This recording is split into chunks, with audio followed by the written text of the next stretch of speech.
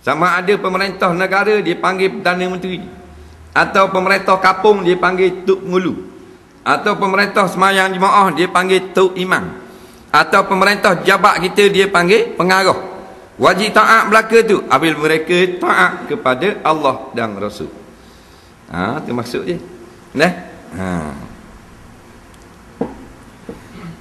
Dia ada kait situ. Bukan mana kalau lagu-lagu mana dia buat pun bila dia perintah wajib taat. Tak kena gitu. Yang bolehnya mereka melakukan dosa, mereka tak berkait dengan kepada orang lain. Dosa dia kepada Allah. Dia minum arak, dia melaksanakan hudud dalam negara, wajib taat. Dia minum arak, dosa dia dengan Allah Ta'ala. Dia minum air Zam-Zam, tak minum arak. Air Zam-Zam khema, air Zam-Zam khema. Tapi zina pakai wayah putih, tak wayah pakai hak Quran, wajib taat tak? Dia minum air Zam-Zam? Faham baik. Lepas tu nak ambil hukum dia, benar ke tidak. Tak sekira dia. Tok guru Allah berani sangat main gasing pakoh tok guru Quran.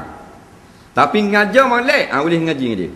Bukan ngaji gasing, ngaji Quran. Faham? Kalau main gasing dari kapung. Anak orang siapa ini tak ngajar dah, tu kata belawang gasing. Nampak? Belaga khubah. Nampak kat tok guru Quran. Ikan sekilas jujuk ni, kat ngaji jujuk. Ikan sekilas tok guru. Ekor kembar, ekor kepek. Nampak? Hak tu dia larang dia, tapi dia ngajar oleh tak betul ke? Hukum tajwid boleh belajar. Tok guru warak, Allah serebang besar baku. Dengan pakai jubah, dengan pakai celak, dengan kayu sugi, tasbih sama. Nampak? Tapi ngajar tajwid salah. Boleh ngaji tak? Tak boleh. Kena faham situ. Dan kalau semua molek, semua molek lagi bagus. Jadi selama mana mereka menyuruh kita taat pada Allah dan Rasul, selama tu kita boleh taat. Kalau dia telah menyeleweng, tak ikut. Sebab tu kita dilatih untuk mentaati pemimpin dalam solat jemaah. Sebab tu disuruh ingat solat jemaah. Sebab kita ditarbiah, dilatih, dididik cara taat kepada pemimpin. Nabi kata iza kabbara fakabbiru. Bila tu imam takbir, maka hendaklah kamu takbir. Jangan bila tu imam takbir kamu tahiyat awal. Nampak? Tak kena kat situ. Tak boleh lawan dia. Nampak? Iza sallama fasallimu. Bila dia salam baru mu salam. Nampak? Tak ada Nabi kata iza sallama wala tusallimu. Imam salam jangan salam, duduk situ. Tak ada salam, kena taat. Nampak? Tapi bila salah, Nabi kata tegar dia dengan subhanallah. Jangan ikut. Tu imam bahal 5 rakaat dah, mayalahu. Ikut jangan kita. Jangan ikut. Jangan ikut mana? Jangan ikut tu imam. Dia kata suruh ikut tu pada benda yang tak salah. Bila salah jangan ikut. Kita salah terang-terang ikut juga. Menghalalkan yang haram, menolak hudud. Tidak menjadikan Al-Quran sebagai perlembagaan dalam negara, ikut juga. Tu rosak ni kita. Orang tanya Syekh Mustafa Sabri almarhum, bekas mufti besar Turki. Dia kata kalau golongan kerajaan sekular ni jadi gua ni, dia kata sesat. Pasal sekular, politik suku, agama suku, sesat. Dia rakyat kau ni pula, rakyat orang sokong kau sesat, dia kata jadi sesat kau. Sudah hijrah dah. Sebab tu kita tolong khabar, bukan kita nak menyesatkan orang, tolong khabar. Yang ketiga, berpegang teguh kepada sunnah Nabi dan sunnah para khulafa'ur rasyidin al-mahdiyyin. Siapa dia khulafa'ur rasyidin?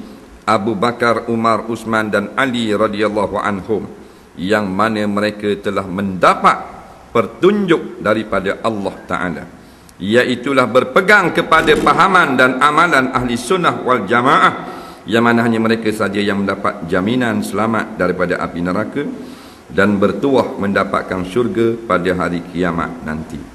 Hadis ini juga menyuruh kita berpegang dengan sunnah. Sunnah ni menapa? Sunnah ni menapa? Sunnah ni, kalau kata sunnah Nabi, maka apa yang telah dilakukan oleh Rasulullah sallallahu alaihi wasallam itu sunnah. Sunnah khulafaur rasyidin, hak tu maknanya apa yang telah dilakukan oleh apa benda ni, sahabat yang empat, Abu Bakar, Umar, Uthman dan Ali. Mana sunnah perjalanan, bukan perjalanan Nabi naik unta, perjalanan hidup. Tu kita ikut. Kemudian ada lain pula daripada Nabi, sahabat dia buat lain, Nabi tak buat, dia buat kau ni bid'ah ke tak? Tak. Kalau bid'ah fil lughah wala fi syar'iyyah. Nampak? Contohnya, sebab lawang bagi sunnah ni bid'ah.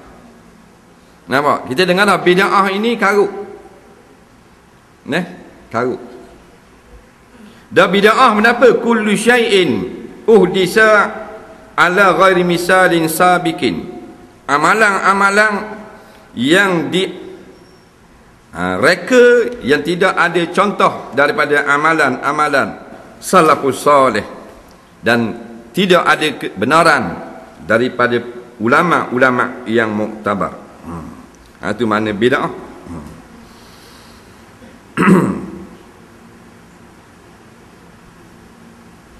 Jadi kita kena pegang dengan sunnah. Nak pegang kau ni, ambil sunnah tu pegang. Bukan macam ke bawang boleh pegang. Maknanya kita belajar, orang ngajar, kita pergi dengar. Nak, ni sunnah Nabi, kita pun pegang. Hak ni bukan sunnah Nabi, kita teruk buang. Yang kenal sunnah ni ulama'-ulama', kita pandai cakap. Maka ulama' pun bentangkan di dalam kitab-kitab mereka, ni sunnah. Kita pergi dengar, belajar, lepas tu pegang. Pegang dengan tangan, tak pegang dengan hati. Sunnah Nabi. Sama ada sunnah atau sunat, macam pakai serban, kita pegang kat tahu ni budak akal. Orang muskil kat tu. Pegang apa ni? Pegang mana kita menerima ini adalah yang terbaik. Tu mana pegang.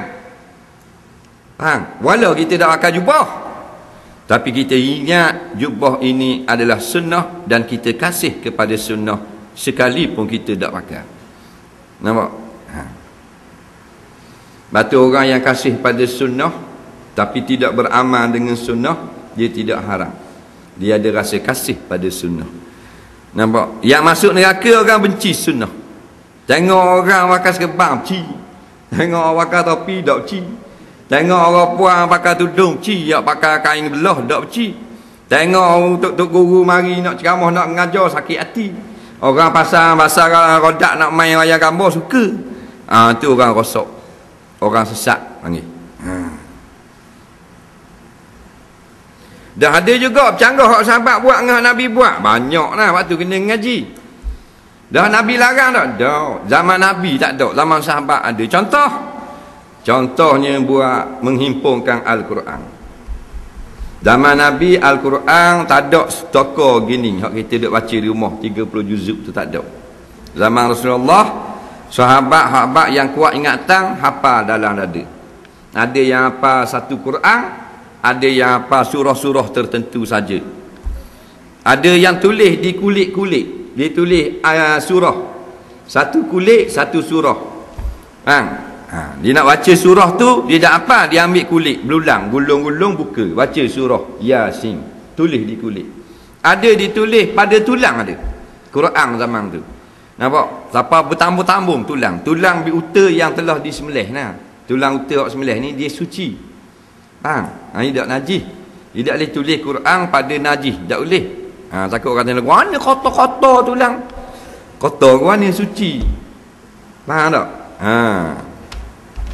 Dan ada ditulis pada papang, ada ditulis pada daun palma, ada tulis pada kayu, ada tulis pada batu. Orang ni waktu baik belaka zaman Sayyidina Uthman, waktu baik belaka siapa ada tulis Quran. Maka orang waktu baik, orang ni hak apa nak hak apa teh baca 2-3 orang sama dak dia apa. Zaman Sayyidina Uthman. Pasal apa? Takut sahabat-sahabat Nabi masa tu telah lewat umur. Zaman Sayyidina Uthman sahabat tua-tua belaka dah.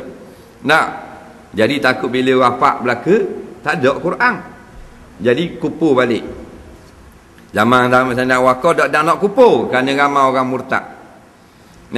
Ramai orang burah, orang murtad. Jadi kerja dia duduk perang saja.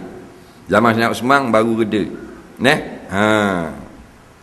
Jangan Sayyidina Umar tak dang juga. Walaupun mula zaman Sayyidina Umar, idea untuk membuka. Apakah soalan ni? Adakah bid'ah hasanah dalam hukum Islam? Pertama, tuan-tuan, ada dua perkara yang kita kena jelas. Bid'ah sesuatu yang ditolak oleh Islam. Itu kita kena terima. Ini satu hakikat. Kerana ada orang kata, oh, bid'ah is okay. Tak boleh. Penolakan bid'ah itu ada dalam Quran dan ada dalam Quran dan ada dalam sunnah. Antaqulu 'ala Allah, kamu kata dengan menggunakan nama Allah. Dan hadis banyak menyebut tentang bid'ah. Kullu bid'atin dalalah. Nabi sebut, iyakum wa muhdatsatil umur, kamu kena jauh benda yang diada-adakan. Dan ulama-ulama hadis memasukkan bab bid'ah ini dalam kitab kita ada. So kita kena terima dulu bid'ah tak boleh dalam agama. Setelah kita terima peringkat ini, baru kita pergi peringkat kedua. Apa itu bid'ah? Jangan kita tolak premis yang awal ni. Kerana bererti kita tolak sebahagian besar hadis-hadis Nabi. Cuma kita nak bincang apa itu bid'ah. Adakah yang dikatakan bid'ah itu bid'ah? Adakah yang dikatakan bid'ah itu sebenarnya tidak bid'ah? Itu mungkin. Maka dalam perbahasan itu ada lagi golongan yang berpecah-pecah di kalangan orang Islam. Ada orang yang suka buat bid'ah. Dia tambah macam-macam dalam ibadah dan dia rasa okey, bid'ah tu boleh. Dan itu bercanggah dengan ajaran Islam. Saya nak ringkas. Ada orang pula yang kata sehingga yang tak bid'ah dibid'ahkan. Ini pun satu masalah. Ada orang membid'ahkan tangga mimbar lebih daripada 3. Ada orang membid'ahkan nasyid. Ada orang duk nasyid, dia kata ini bid'ah. Ya akhi, nasyid tak bid'ah ya akhi. Lagi orang menyanyi lagi pada zaman Nabi. Dia bernasyid. Kalau dia kata disunatkan bernasyid pada malam Jumaat, itu boleh bid'ah lah. Tapi dia bernasyid, ikut dia lah. Ni tengah hari ke petang, nasyid ni lagu lah, lagu. Dia nak nasyid. Ada orang bid'ahkan bank Islam kan? Jadi ada orang yang ada ifrat dan tafrid, ada yang cuai dan ada yang berlebih-lebihan. Kita mesti berada pada jalan yang pertengahan. Bid'ah berkaitan dengan ibadah khususiyah, berkaitan dengan salat, berkaitan dengan puasa, berkaitan dengan ibadah-ibadah yang tak dapat dipaham melainkan memerlukan wahyu, kita tak boleh ada-adakan. Dalam daily life, kehidupan harian, seseorang boleh untuk buat berbagai inovasi. Nak buat masjid bulat, kira oh ni bid'ah masjid bulat. Tak. Masjid bulat ke 3 segi, 3 tingkat ke, masjid tak ada kubah ke, masjid warna-warni ke, agama tak pernah menentukan hal ini.